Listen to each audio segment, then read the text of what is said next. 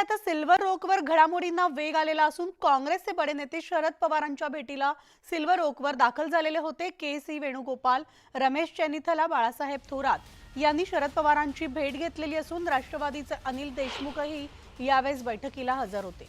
दरम्यान शरद पवारांची काँग्रेसच्या नेत्यांसोबत जागा वाटपाबाबत चर्चा झाल्याची माहिती थोरात यांनी दिली आहे. तर आमचे प्रतिनिधी प्रणाली कापसे आपल्या सोबत आहे. प्रणाली, सिल्वर ओकवर शरद पवारांच्या उपस्थितीत जी आता काँग्रेसच्या काही नेत्यांची बैठक पार पडली, या बैठकीमध्ये थोरातांनी म्हटल्यानुसार जागा वाटपावर चर्चा झाली, त्यामुळे महाविकास आघाडीमधला जागा वाटपाचा तिढा सुटलाय असं म्हणायचं का? खरं तर अजून तिढा सुटलेला आहे असं म्हणता येणार नाही, परंतु ज्या पद्धतीने शिवसेना आणि काँग्रेस यांच्यामध्ये वाद सुरू आहे, त्यात वंचितचा सुद्धा एक महत्त्वाचा मुद्दा आहे. या मुद्द्यावर ज्येष्ठ नेते म्हणून शरद पवार यांची भेट घेण्यात आली आहे.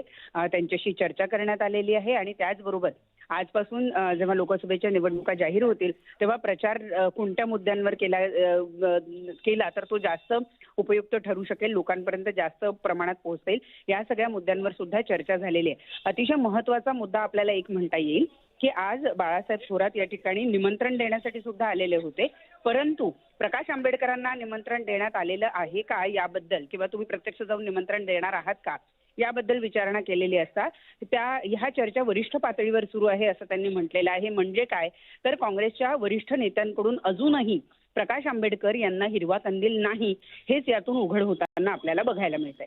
निश्चितच. धन्यवाद प्रणाली या सविस्तर माहितीसाठी.